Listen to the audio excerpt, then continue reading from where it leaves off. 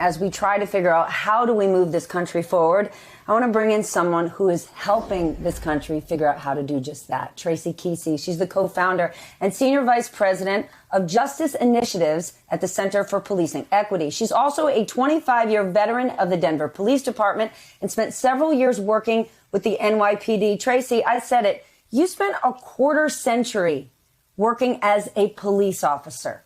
When you hear things like people don't trust the police, they won't give them the benefit of the doubt, how does that make you feel, and how do we start to change that?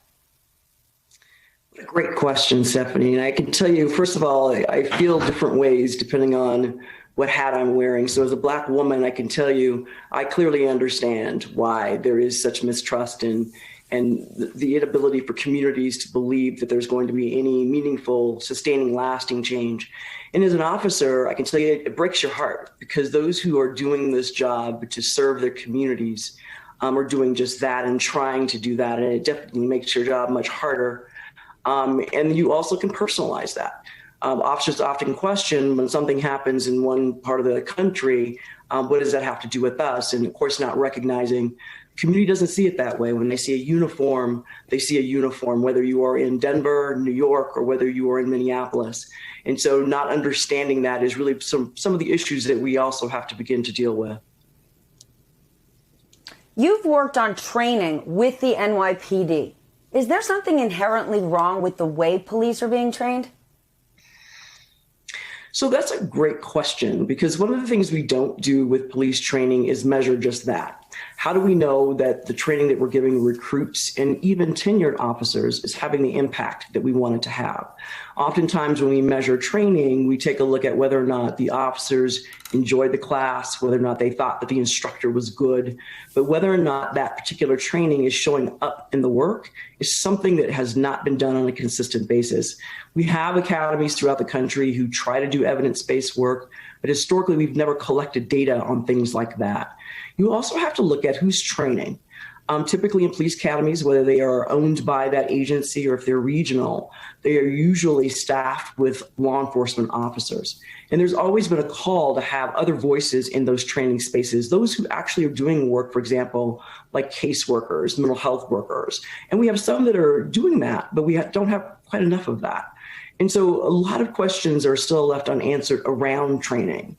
And I find it interesting that when things like this are continuing to happen, the first thing you hear is for a call for more training.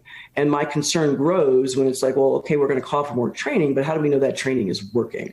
And so I think there's still a lot of work to be done on the training and on the academy setting. When we hear people say, they don't like the way police currently operate, there's this idea that we're not going to have protection, we won't have law enforcement, and that's not true. So can you help us understand, give us an example of how you see the future of policing in America? What does it look like? How do you change the way we spend money on public safety and law enforcement? Because it's not that we would have a lawless society. No, that's right. We wouldn't have a lawless society. And I would start by telling you that the determination of what type of public safety should be happening in the communities needs to be determined by those communities. We hear this specifically in the Black and brown communities, and this is where the work is really truly happening. And so when you think about what does public safety means, what we know is anywhere from 2 to 5% of the 911 calls, how we determine, demand for a particular police department, are truly violence-based calls. The remainder are social structure calls. And so that in itself is enough for folks to start making movements in regards to investing in those spaces like mental health, those that are unhoused, joblessness, all of those things that intersect with criminality, and really begin to think about how do you want to serve the community. And when we serve the community, we mean serve. Again, at least I did, served at the consent of community. So we have a lot of models out there that are already, in play. We watch as Denver took the Coots model and turned it into STARS, where you have responders to mental health issues that are non-armed. So there are ways that you can do this work, and there are plenty of examples of how this can work. Hey, thanks for watching our YouTube channel. You should know that you can follow today's top stories and breaking news and catch up on your favorite MSNBC shows all in one place. Download the NBC News app today.